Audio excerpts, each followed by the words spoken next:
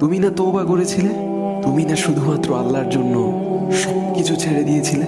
বুঝতে পেরেছিলে কোথায় তোমার আসল ঠিকানা? ভুলে গেছো? আবার কোন পাপ তোমায় গ্রাস করে নিল? তুমি তো সেই যে নিজের পাপের প্রতি অনুতপ্ত হয়ে সিজদায় পড়ে অঝরে কেঁদেছিলে। তাহলে আবার কেন দুনিয়ার ধোঁকায় পড়ে গেলে? কেন ভুলে গেলে কোথায় তোমার আসল গন্তব্য? তুমি কি হার মেনে নিয়েছো নফসের কাছে? তুমি এত দুর্বল, ভুলে গেছো তুমি কার বান্দা? কে তোমার রব? তোমার রব তো সর্বশক্তিমান। সর্বশক্তিমানের বান্দা আবার কখনো দুর্বল হয় নাকি?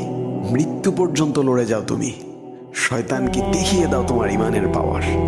শয়তানের ধোঁকায় পড়ে অনেক পাপ করে ফেলেছো, তাই নিরাশ হয়ে গেছো তুমি, তাই না? তুমি কি জানো না তোমার রব কতটা মহান? তিনি তো তোমাকে ক্ষমা করার জন্য অপেক্ষা করছেন। তাই ফিরে আসো সেই রবের দুয়ারে, যার দুয়ার কখনো বন্ধ হয় না।